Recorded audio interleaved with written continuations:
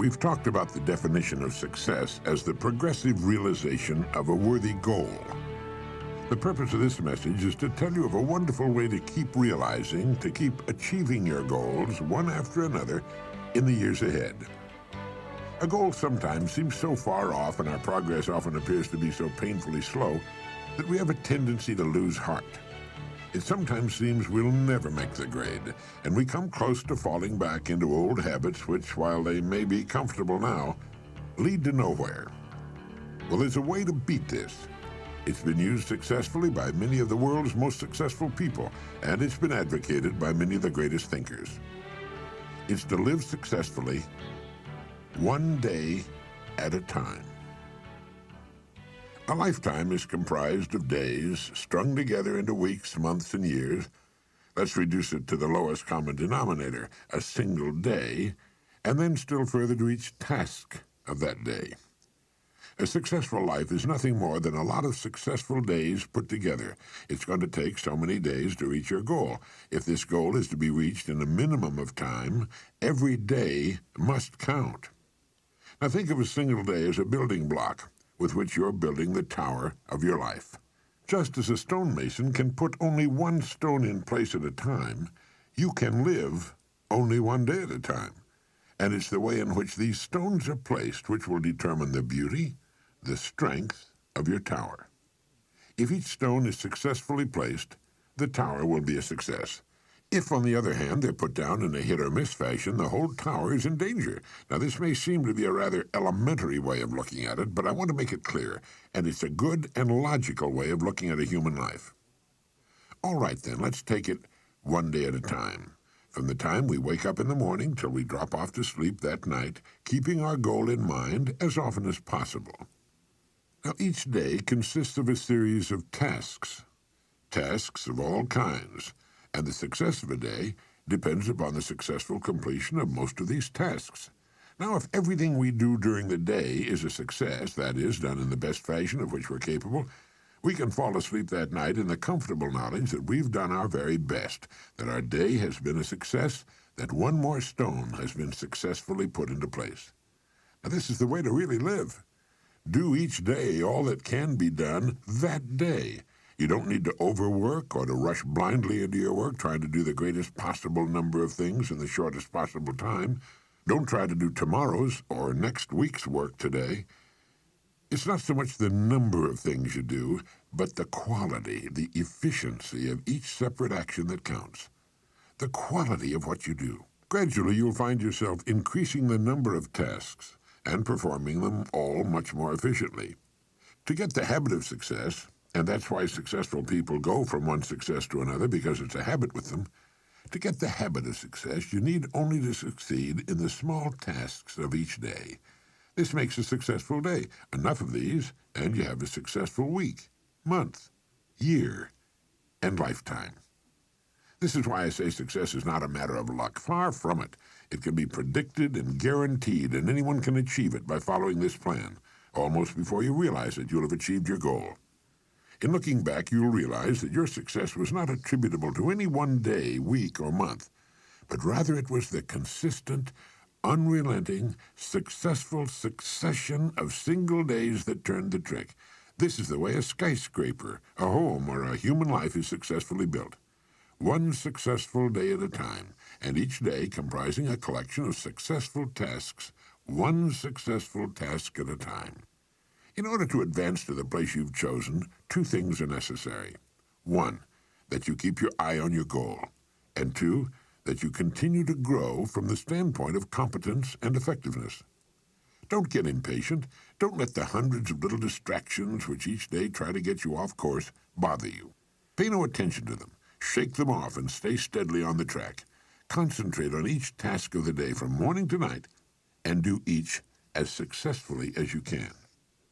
Know full well that if each of your tasks is performed successfully, or at least the greater majority of them, your life has to be successful. There's no other answer. There's no way to avoid it.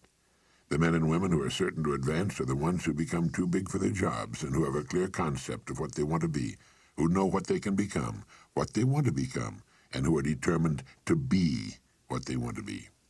Remind yourself at this time that people become exactly what they make up their minds to become.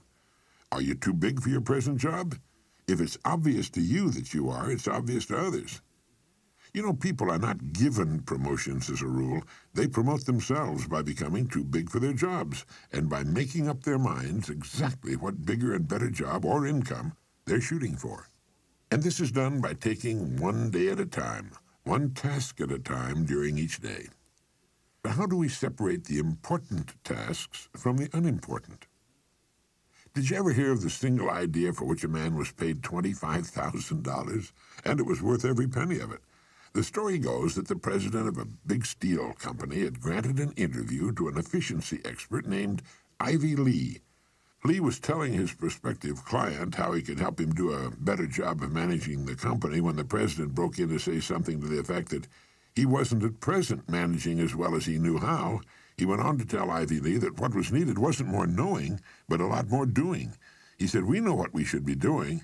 Now, if you can show us a better way of getting it done, I'll listen to you and pay you anything within reason you ask." Well, Lee then said that he could give him something in 20 minutes that would increase his efficiency by at least 50%.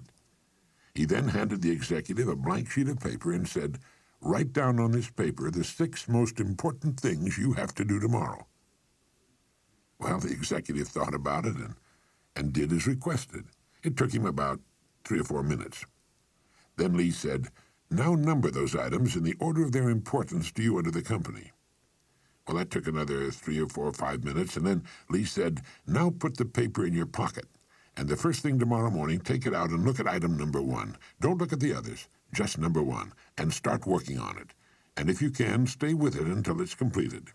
Then take item number 2 the same way, then number 3, and so on till you have to quit for the day. Don't worry if you've only finished 1 or 2, the others can wait. If you can't finish them all by this method, you could not have finished them with any other method.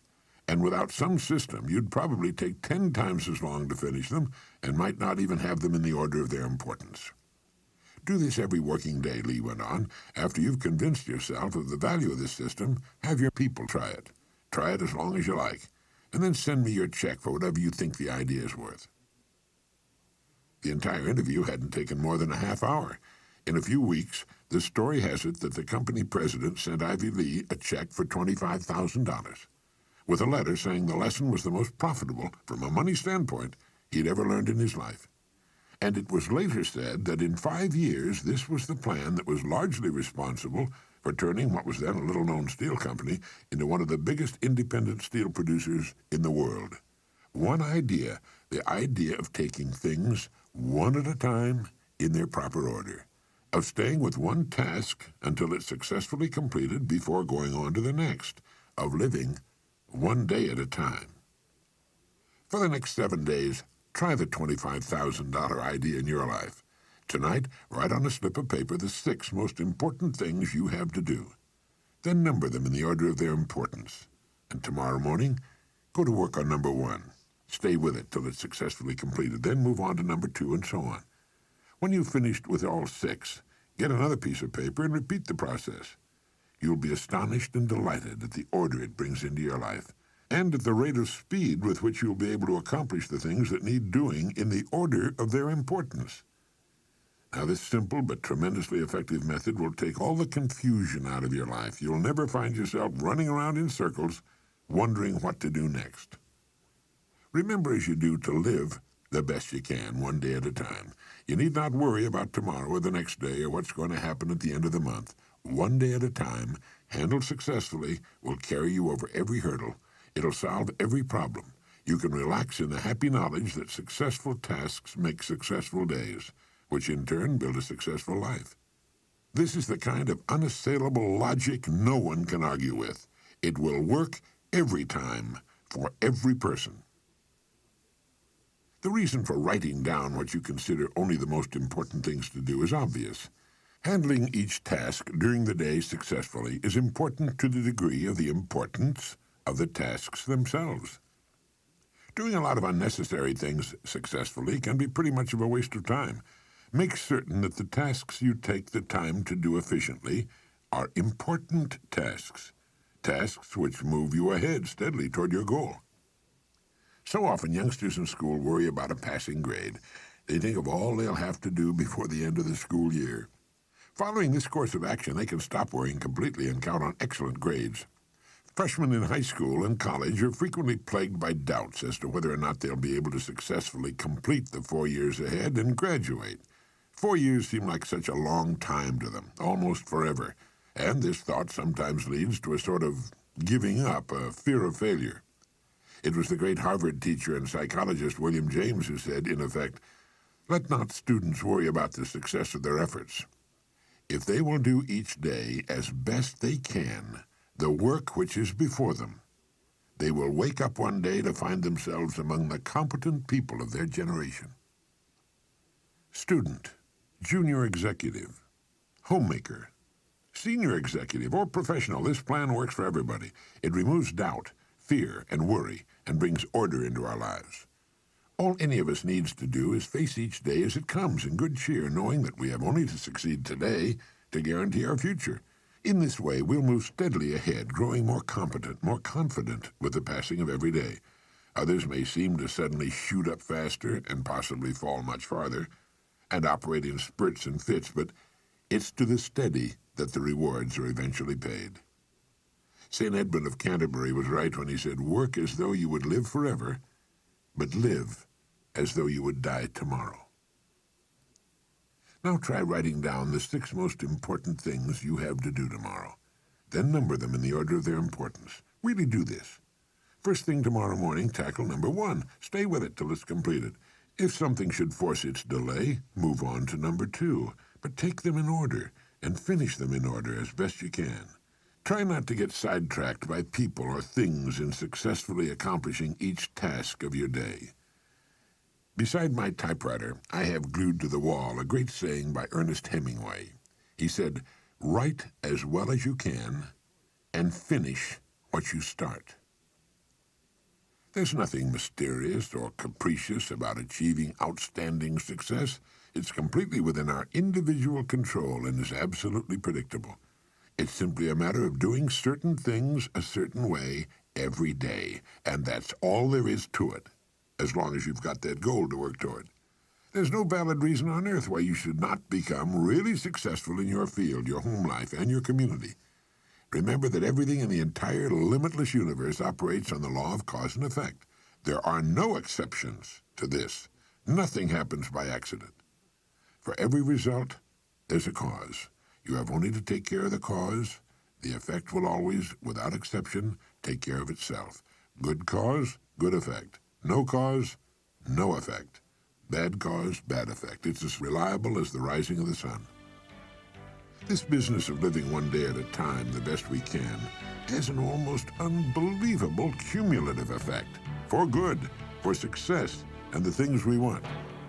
Sometimes when we see a bricklayer starting on a building and putting the first brick in place, we're struck by the size of the job he has ahead of him. But one day, almost before we realize it, he's finished. All the thousands of bricks are in place, each one vital to the finished structure, each one sharing its portion of the load. And so should be the days of a human life, and we'll be proud and happy with the finished product.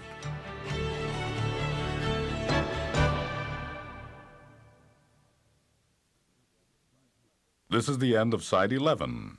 Please fast forward the tape to begin Side 12.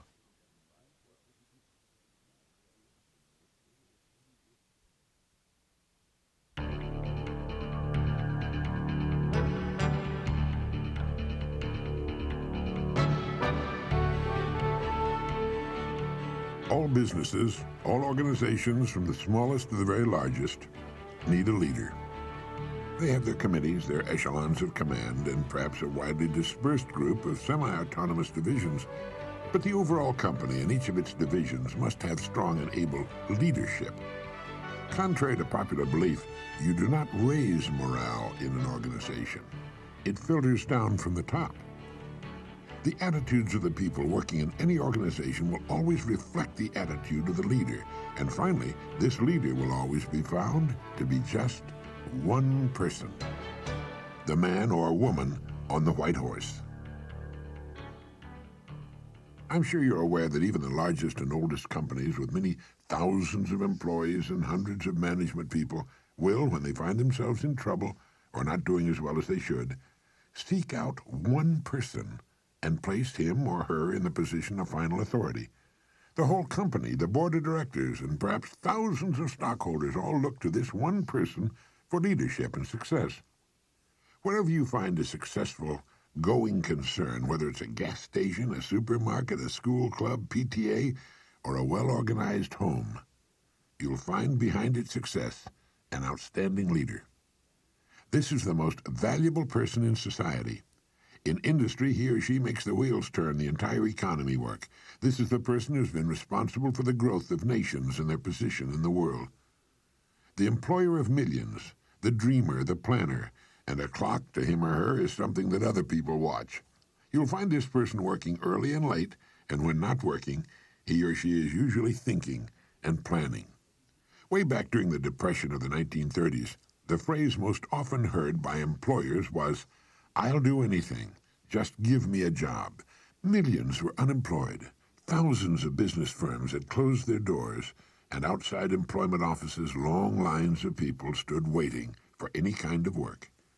It was during this time in Long Beach, California, crowded to overflowing with thousands who had migrated there looking for work when there wasn't enough work to go around for the permanent residents, it seemed, that a friend of mine made an interesting discovery.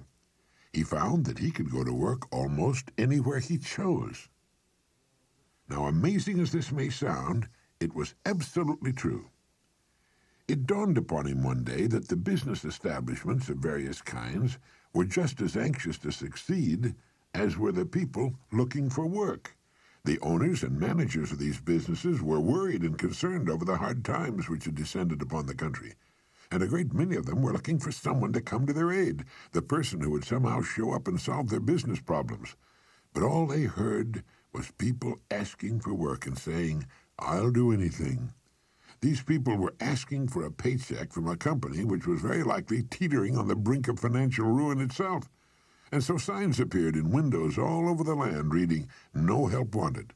This was a negative form of advertising, and while it kept the plaintive hordes away from the door, it also hurt business. Well, this friend of mine decided to become a part of the solution instead of a part of the problem. And his method was simple, and it worked like a charm. He selected the kind of business he felt he would like to work in, and in which he could build a career. He then devoted a month to finding out all he could about that particular business. He talked to other people in the same line. He heard their problems and what they felt was wrong. He talked for hours, asking questions, probing about what they felt was needed, and so on. He went to the public library and read everything he could find on that industry. And then he began to think of ways and means by which this business might be improved. When he was ready and finally made his call on the company for which he had decided to work, instead of asking for a job, he said to the boss something like this: "I believe I know of several ways in which your business can be greatly increased, and I'd like to talk to you about them." Well, here he was, selling the one thing on earth in which his prospect was most interested. The fact that he knew a good deal about the business now permitted him to talk intelligently. He took a positive attitude, expressed a willingness to pitch in and help put the business on a sound and profitable footing. And, of course, that's right, he got the job. Millions out of work and asking for jobs. But one man who found a way to be of help. What had he done? Well, first he had specialized. He had selected one line of work and decided that that was where his future would be. Now he had to prove himself, and he did. The jack of all trades and master of none was the man who suffered during the Depression. People who knew what they were doing and where they were going sailed through those Depression years just like a large ship sails through a storm. It wasn't as comfortable as it could have been, but at least the crossing was a success. At least they didn't founder. And thousands of businesses actually grew larger and prospered during the Depression. The best way for you to develop the security that lasts a lifetime is to become outstanding at one particular line of work. Look at it this way. Regardless of economic ups and downs, the industry of which that line of work is a part will continue to operate. It won't shut down completely. As long as you're in the top 5% of the people in that industry, you know you'll always be in demand. You'll be wanted and needed, not just where that industry is concerned, but where you and your family are concerned also. The man or woman who becomes truly outstanding at what he or she does has the world on a string. Here's the person of confidence and peace of mind. Here's the person who's quietly aware of his or her ability and intimate knowledge of his or her job in particular industry. Here's the homemaker or student who's at the top of the group. They've got it made, and they and everybody else know it. Ask yourself this question: am I now such a person? Down deep inside, you know the answer. If you answered yes, you're among the most fortunate people and in one of the smallest and most elite groups on earth. If your answer was no, it can be turned into a yes in a surprisingly short time. The first step is to make one really big and important decision. It's a decision the great majority of people never make and suffer as a result. Failing to make this decision keeps a person from ever really getting on course or clarifying his or her goals. If you make the decision I'm now going to recommend, you can take a deep breath, give a comfortable sigh of relief, fix your eyes firmly upon your target, and go to work relaxed, comfortable, and sure in the knowledge that the success you seek will be yours. The great steel magnate Andrew Carnegie, when asked the formula for success, answered, "Put all your eggs in one basket, and then watch that basket." Let's be frankly realistic. Who gets laid off work during an economic slump? Well, what gets thrown over the side when a ship is in danger of going down? Everything not absolutely essential to the operation of the vessel and the safety of its passengers. And it's the same with a business or any other organization. It has to be that way. With a corporation, its main purpose is to remain in business forever. As long as it remains in business, it can provide a needed product or service, protect the investment of those who have faith in it, and provide jobs for those who are essential to its continuity of operation. It's the duty of management to protect the firm and the people who depend upon it, just as it's the captain's duty to do everything in his power to keep his ship sailing. All a person needs to do is make certain that he or she is a vital part of the business or organization.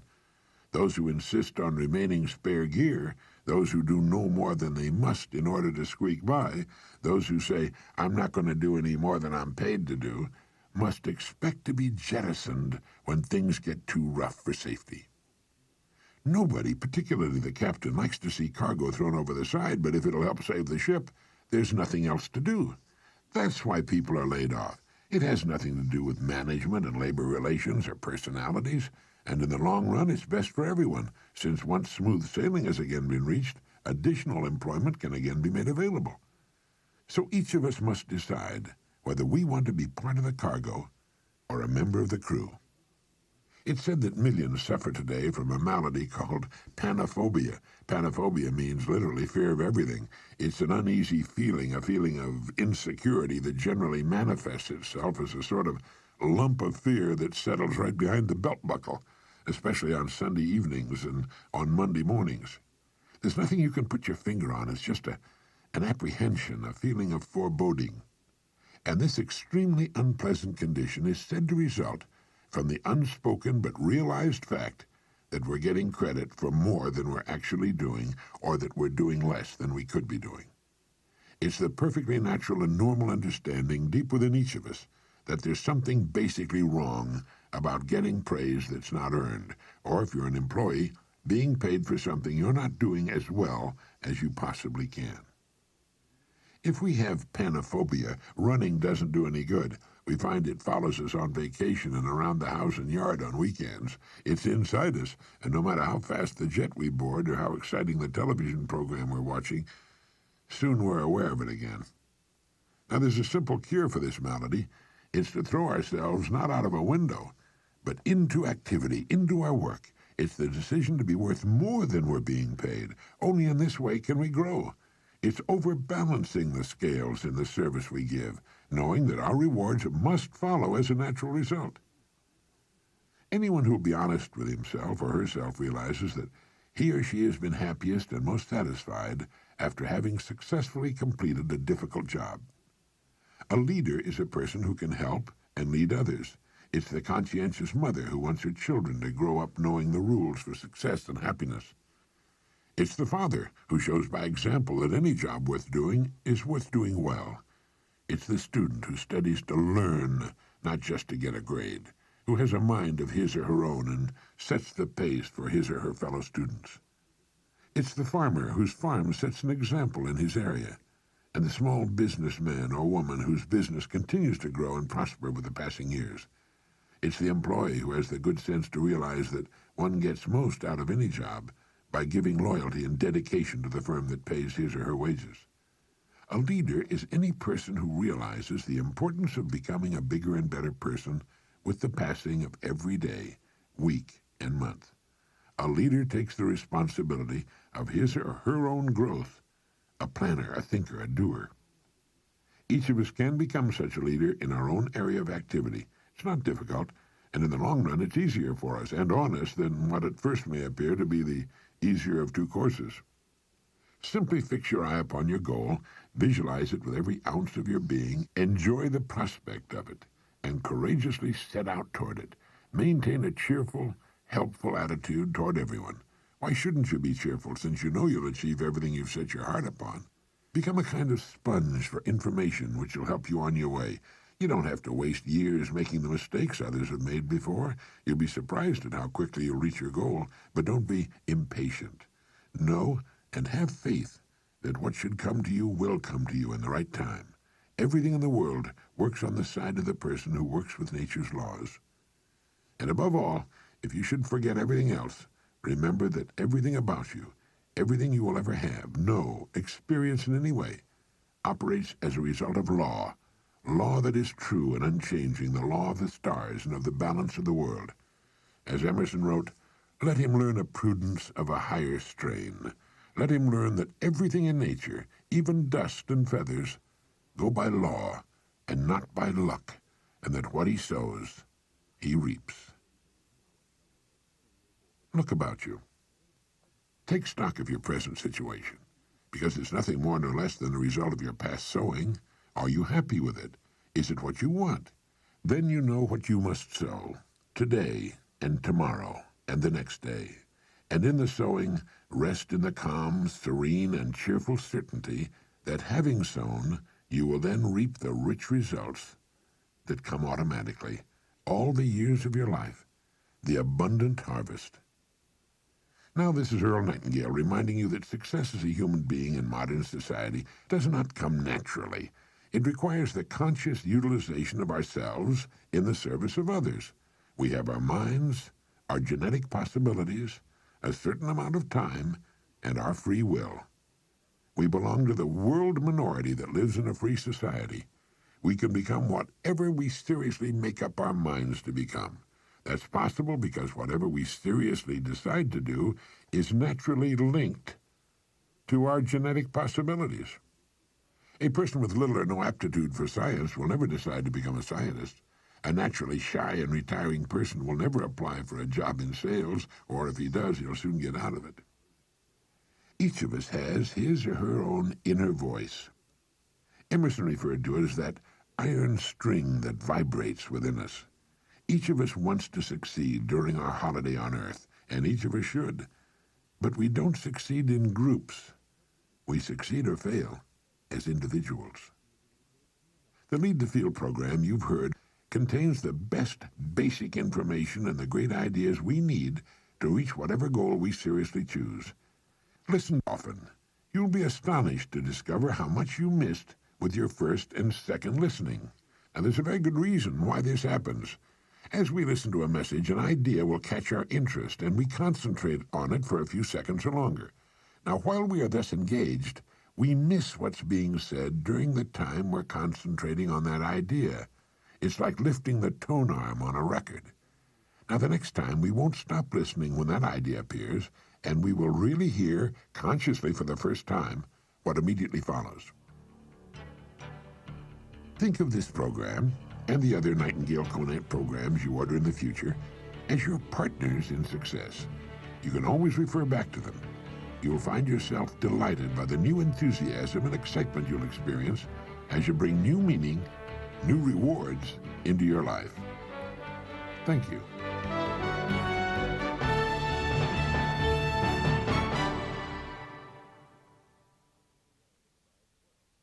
This is the end of side 12. Side 11 is already queued up for your next listening.